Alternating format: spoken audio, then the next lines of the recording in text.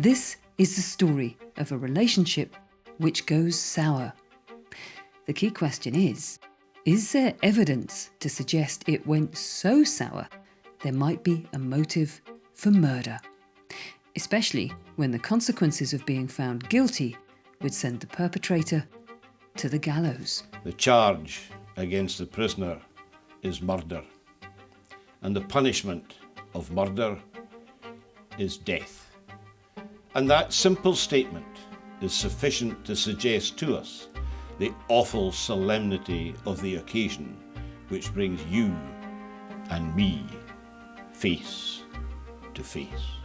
This is Inside Forensic Science, the case of Madeline Smith, a podcast from the Leverhulme Research Centre for Forensic Science at the University of Dundee. And the last letters, the last exchanges, all point one way, and that is that the person who might have been responsible was in fact Madeline Smith.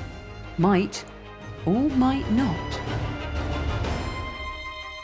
As a quick recap, if you're only just coming to this series, Madeline Smith was a Glasgow socialite who was on trial in Edinburgh in the summer of 1857. She was charged with administering arsenic or other poison to her lover, Pierre-Émile Langelier, with the intention of murdering him on 2 separate occasions in February 1857, and she was charged with then murdering him in March of the same year by giving him poison. In this third episode, we're going to step away from the forensic science temporarily to do a bit of scene setting and storytelling, because we need to understand the context to the crime that we're looking at. We need a framework for the forensic evidence to sit within. Context absolutely comes into the analysis of evidence, and it comes into, not so much the analysis, but the interpretation of what the results mean. Professor Niamh Daeid is Director of the Leverhulme Research Centre for Forensic Science at the University of Dundee. So our job as scientists is to, as I said, from a crime scene, starting at a crime scene, is to identify items that might have particular relevance for a case as alleged. We retrieve that information, those items, recover them in an appropriate way, bring them back to our laboratories for testing, and then do the analytical tests that we would perform. From there, so then we get a set of data, and the data is the data. Is it arsenic? Is it not? Is it a fountain pen or is it not? So that data then needs to be put into the context of the framework of the case. So the backstory, the information that is known and provided through the investigation with regard to the circumstances of the particular case or incident. Equally, it's important to contextualise it to the time. Again, if you think about the effect that this case would have had on Glaswegian society at that time, there would be a lot of pressure from society and the various aspects of Glaswegian society to find out what happened, to understand the story. And the story itself comes with scandal associated with it because of this interclass sort of affair that was going on. And so there would be a lot of interest in it. There would be intense interest from the media of the day and so on, and lots of discussion and gossip and that sort of thing proliferating surrounding the case. And all of that can lead to pressure being put on to the investigators to produce an answer, to speak to the media, to speak to the press and whoever it might be. And sometimes that sort of pressure can mean that things have to be done perhaps less meticulously than they would have been done if it wasn't such a high-profile case. Or, conversely, to be done in a more meticulous way because it is such a high-profile case. And so it's very much around looking at what the external environment and the influences that environment may have had on the way in which the police in particular and law enforcement investigated this. But equally, it may have impacted upon how people told their stories, how people talked about those who were the witnesses, how people talked about what they had witnessed, saw occurring and so on. So what were the pressures surrounding this case? What was the all-important backstory which could help the interpretation of any forensic evidence? The teenage Madeline Smith had fallen in love with a boy from the wrong side of the tracks. Pierre-Emile Langelier was older than her and significantly lower in class and wealth. They met in the spring of 1855, and by the summer they were smitten and secretly engaged to be married. In the tradition of some of the greatest love stories, Romeo and Juliet, Heathcliff and Catherine, Angel and Buffy, their love was frowned on by the society they lived in, especially Madeline's own family. "My papa will not give his consent," she wrote to Emile. "I've given my word of honour I will have no more communication with you. I do not think he understands the warm love of young people. He has forgotten all his youthful passions." Madeline's own youthful passions meant she continued the affair in secret, writing letter after letter to her lover, documenting their relationship in great detail. "I long for the time when we shall be united, never more to part. I long for it every day. I would give the world to be with you. Yes, my love, to be near you, to live with you. Time, I hope, will pass quickly when we shall be one, sweet dear love." Those letters became pivotal to the case against Madeline Smith. We talk in detail about forensic letter analysis in episode 2, and it's fascinating stuff, so head back and listen if you haven't heard it yet. Emile's letters didn't survive. Most likely they were burned by either Madeline or Emile. But Madeline's did, and, according to the prosecution, contained the motive for his murder. "Beloved, if we did wrong last night, it was in the excitement of our love. Yes, beloved, I did truly love you with my soul. I was happy. It was a pleasure to be with you." Early in June 1856, Madeline and Emile consummated their relationship, and she wrote about it in detail. She even said she found it a pleasurable experience. Over 160 years later, the idea of two consenting lovers writing to each other about their sexual relations seems pretty tame. But this was Victorian Scotland, where keeping up appearances mattered, even if the reality behind closed doors was very different. Let's talk about sex. Eleanor Gordon is an author on Madeline Smith and affiliate professor in the School of Social and Political Sciences at the University of Glasgow. How was sex viewed in Madeline's Scotland at that time? At that class level? Well, again, I think the Victorians are misunderstood with regard to that. They're often portrayed as sexually repressed, and there's all these stories about having to cover up tables that have got legs and stuff like that. But it really isn't the case. They had a refinement of expression and language, so they wouldn't really, in fact I don't think they would talk about sex, they wouldn't refer to that, and they wouldn't really discuss it publicly. But there was also a belief that sex within the marital bed was fine and should be enjoyed by both partners. Now, just like in any time, there would be people that had different beliefs about that and regarded sex as dirty, or thought that women should hold fast and think of England. But generally, there were different views, certainly, but medical views, in fact, one medical view felt that women could only conceive if they had orgasm. So it wasn't such a sexually repressed view as we thought, but the proviso is that it has to take place within the marital bed. On the 4th of July, 1857, Madeline sat in the dock in Court 3 and listened while an elderly clerk of the court read out her letters. Darling Emile, did I seem cold to you last night? Darling, I love you. Yes, my own Emile, love you with my heart and soul. Am I not your wife? Yes, I am. The Times reported the prisoner scarcely maintained her jaunty, indifferent air during today's proceedings, but appeared to feel the exposure which her letters made. I bet she did. I've tried to imagine myself into Madeline's shoes on that day and how excruciating that must have been for her. I guess the modern day equivalent would be to sit and have sex tapes played in public. Some of the letters or portions of them were considered so obscene they were excluded by the 3 judges. For every echelon of Victorian society, this was sensational stuff. You had newspapers in Europe and in America running the story.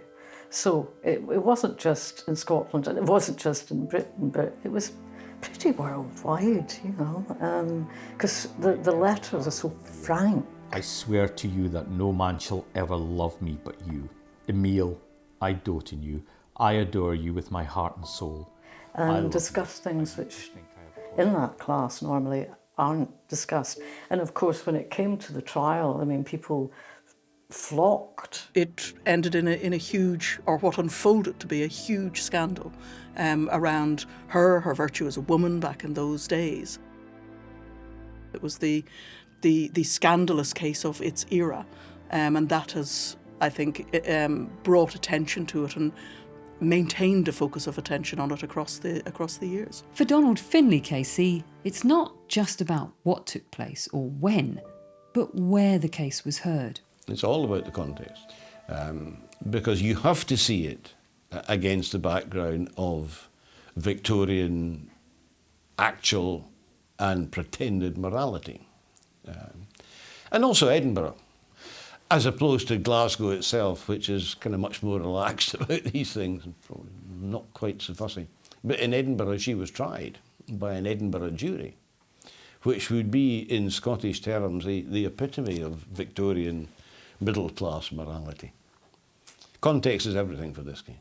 The Victorian bourgeoisie were usually portrayed as very respectable and, you know, in contrast to the working classes, you know, were seen as largely immoral. And actually, well, I was going to say actually there's quite a lot of evidence to suggest that is the case, because if you look at things like illegitimacy and prenuptial conceptions, you know, people that are women that were pregnant when they married, the vast majority are amongst the working class. So although that was quite common amongst the working class to have sex before marriage, provided it ended up in marriage, that was a proviso, it was not thought of as the case amongst the bourgeoisie, and it wasn't according to these kind of statistics. So what you see is people flocking to hear what they hope, you know, is going to be all sorts of juicy information about what's happening underneath the cloak of respectability, you know. Madeline writing about enjoying sex with Emile, while certainly saucy by the standards of the day, isn't exactly motive for murder, but we'll come back to that point shortly. I can't help wondering, though, what impact all this scandal has on the case. Is evidence, like Madeline's letters, which are emotive, sensational, and being presented within a courtroom in Victorian Edinburgh, going to be more persuasive in some way with the jury? Niamh Daeid again. It's a really good question, and it's a really difficult one to answer. Part of the job of the scientist, without doubt, is to, when they get into the courtroom, is to be able to communicate our evidence in a way that is factually correct, obviously, that is understandable to members of the public. So the importance of being able to explain what we did, what we found, and what it means within that case context, in a way that is understandable to people who are not scientifically trained is really important. And that might include explaining to them some quite complex scientific methodologies or ways in which we do our work, but finding the words to, if it's important in the case, to explain what those tests do, how they work, and what information they will provide, but also what their limitations are. And then once you've done that, to talk about the findings that you got when you did the analysis, and then what it means within explaining how you cite that or put that into the context of the alleged offences, if you like. So critical is being able to communicate to the jury. And you should be able to do that across all evidence types, irrespective of how much they might be in the media or how underpinned they are with respect to objective versus subjective evidence. The most important job of the witness, the expert witness within the trial, is to be able to do that explanation, because it's not for us to determine the guilt or otherwise of the individual in the dock. That's the job of the jury, and they need to be able to understand the evidence that's presented to them, not just simply accept it because it sounds good, but understand what it actually means and what value it brings within the wider context of everything they hear, which isn't just, of course, the scientific evidence. They also hear all the eyewitness testimony and all of the other material that's presented. That must be quite difficult because you can't turn around to your jury and say, have you got that? Exactly. Anyone yes. put the hand up? It's not like at school where you say, so anyone put the hand up if they haven't got it. And you're absolutely right. And it is one of the I think the real challenges that the experts have, because court is a very formalised process. We're in Scotland standing in a witness box, and we're under oath. We're being asked direct questions by the lawyers, the prosecution and the defence, and we are only really enabled to answer those questions, not the ones in our minds that we're really asking the lawyers to ask us, because it enables us to explain things slightly better. So it's quite a challenging position for the scientists to be in. But we have to do our best to speak to the evidence and speak about what the evidence means in a way that somebody can understand it, because otherwise we're not actually doing our job correctly. We do all of the scientific testing and get to the point of giving evidence in court, and then if we can't explain it so that somebody who actually has the responsibility of making the decision about guilt or otherwise, if we can't explain what we did and what it means to them to enable them to make that decision, then we're not really fulfilling our full role within the court arena, at least.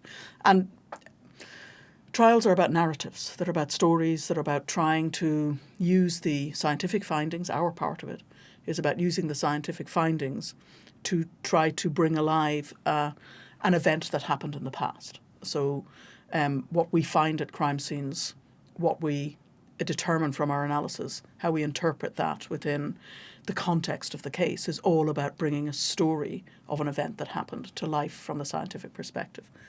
And the story here that any scientific evidence needs to bring to life is, what were the circumstances of Emil's death?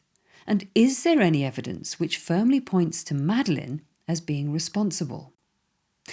You'll notice if you go through Madeline's letters to Emil, and we've put a link to them in the series notes, Madeline often refers to Emil as her husband.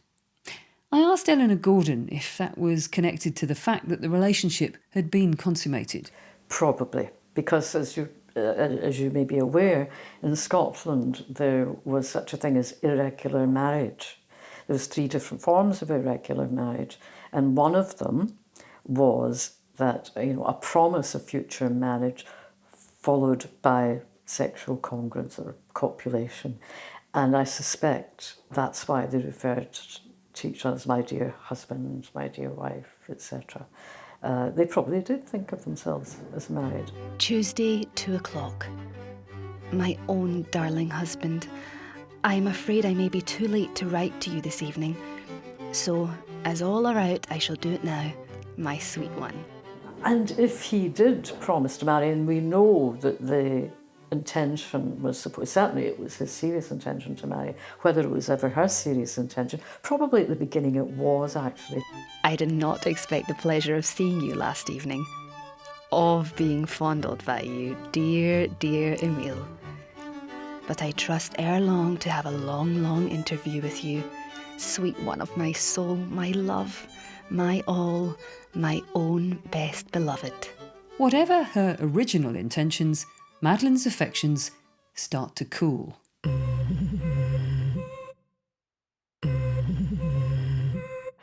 I mean, he was incredibly controlling and jealous, and, she didn't want her social life restricted. And she probably came to realise that if she was going to be with him, they would have to run away and get married, and she didn't want to live in poverty either. And Minnoch was introduced. That was quite deliberate, sort of pointing her in the direction of Minnoch. But I'm not surprised she went off him. He was quite an unpleasant individual. She has had enough of him, that's fair enough. He is perhaps not too pleased about it, but that's the way it goes. So to this point in time, it's no big deal. But, and the but, of course, are the letters. And the letters are written by someone who should not have written them, because she is no longer that which would be acceptable to many suitors, having gone cavorting around the place. Well, she's no longer a virgin for a start, and that in Victorian society was not something to admit terribly readily. Emil is no longer suitable, Billy Minnoch is. What view is Billy Minnoch, with his money, going to take of Madeline, who no doubt didn't explain that she had been cavorting around the potting shed with this dubious foreigner? And if that gets out, then it's not just Billy Minnoch that may disappear, but other potential suitors, because Glasgow's a village at this time, bear in mind. It's not a huge city, Glasgow's a village. So she is now in difficulty, and the shame and the family, and what would their attitude be? So there are all these things pressing in on this young woman. I felt truly astonished to have my last letter returned to me, but it will be the last you shall have an opportunity of returning to me.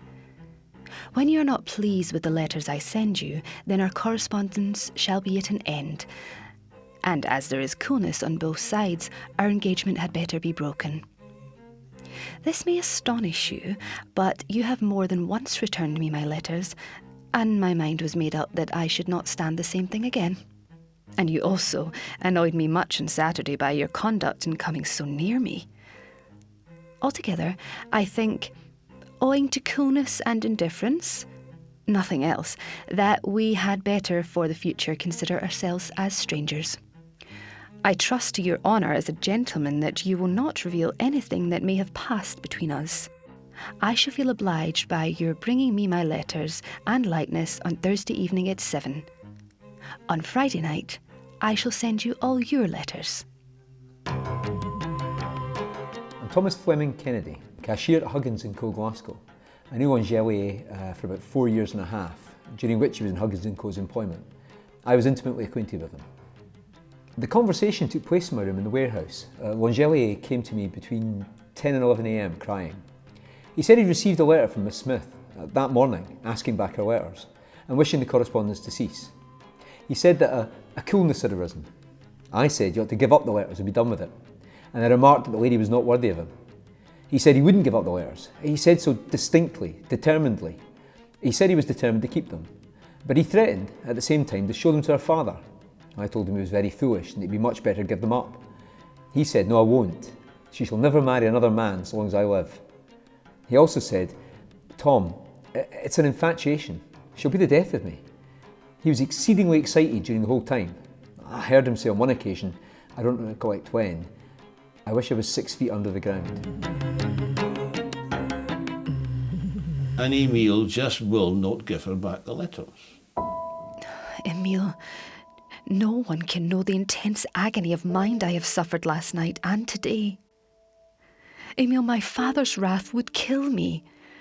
You little know his temper. Emil, for the love you once had for me, do not denounce me to my papa. Emil, if he should read my letters to you, he will put me from him. He will hate me as a guilty wretch. Oh, she would be beside herself. I mean, we see that from her letters. She's fairly melodramatic anyway, and she is a sort of, she indulges herself in melodrama, but she's clearly, when she writes him, so please, and for heaven's sake, oh please, my father will throw me out of the house, please, I beg of you. That's all definitely true. I mean, she was driven mad by the thought that he might give the letters to her father. I loved you, and I wrote to you in my first ardent love. It was with my deepest love I loved you. It was for your love I adored you. I put on paper what I should not. I was free because I loved you with my heart. If he or any other one saw those fond letters to you, what would not be said of me? On my bended knees I write you, and I ask you, as you hope for mercy at the judgment day, do not inform on me. Do not make me a public shame. And I suppose that's also an insight into his character. He was a social climber, and he was determined to marry her, come what may. And if it meant disgracing her, fine. And even when she would suggest in the early days, when she probably was pretty taken with him, maybe we should run away, he never wanted to do that. And of course he didn't want to do it because they would be poor. Emile, my life has been one of bitter disappointment. You and you only can make the rest of my life peaceful. My own conscience will be a punishment that I shall carry to my grave. I have deceived the best of men. You may forgive me, but God never will. For God's love, forgive me and betray me not, for the love you once had to me. Do not bring down my father's wrath on me. It will kill my mother, who is not well. It will forever cause me bitter unhappiness. I am humble before you and crave your mercy. You can give me forgiveness, and only you can make me happy for the rest of my life. I would not ask you to love me or ever make me your wife. I am too guilty for that. I have deceived and told you too many falsehoods, and for you ever to respect me. Oh, will you not keep my secret from the world? Oh, will you not, for Christ's sake, denounce me? I shall be undone.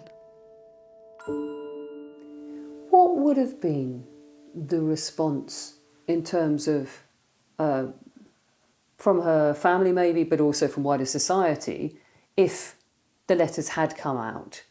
I'm talking about before the trial. Of course, they did come out eventually anyway. But what would the likely consequences have been of her father finding out that she was in a sexual relationship with Langelier?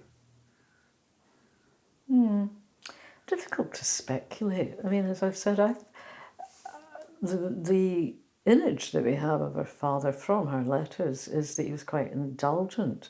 He certainly wouldn't be pleased. That's the case. They might have sent her away, to get... Well, they would probably have sent her away. I mean, what they did do, for example, was introduce Niamh into the scene, who is a much more acceptable alternative to Langelier. He worked in the same firm. So, I mean, it must have happened before. Madeline isn't unique, can't be unique, and maybe, people's letters weren't found before, but I suspect if we looked at, the registers of birth and marriages, we might find a few middle-class women who had their baby about 8 months after marriage or whatever.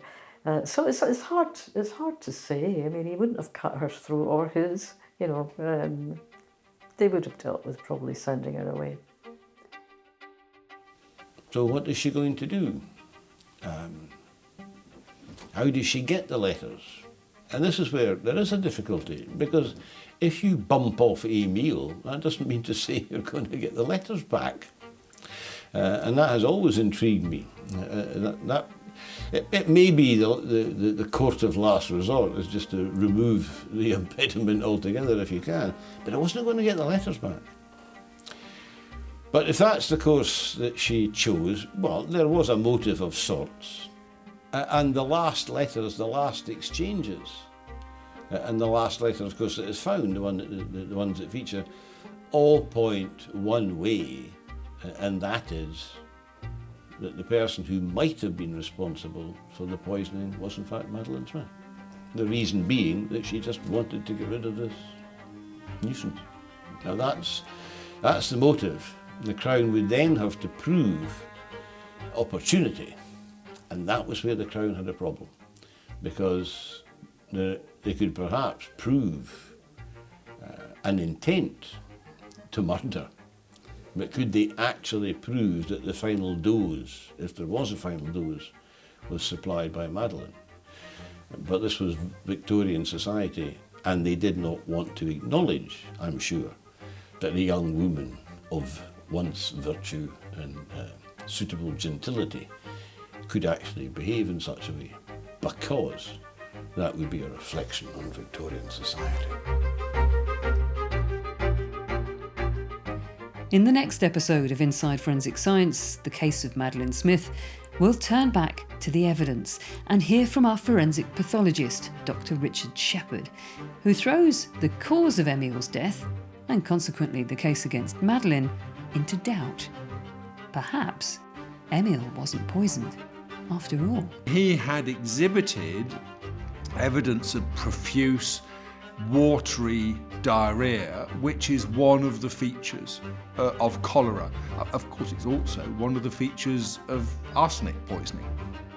In episode 3 of Inside Forensic Science, the case of Madeline Smith, the actors were Keira Lucchesi, David Bryce and Alan Richardson. The experts were Professor Niamh Daeid, Donald Findlay KC and Professor Eleanor Gordon. The series story consultants are Heather Doran and Clara Morris. The series is written and presented by me, Pennie Stuart. Inside Forensic Science is produced by Adventurous Audio Limited for the Leverhulme Research Centre for Forensic Science at the University of Dundee and is funded by the Leverhulme Trust.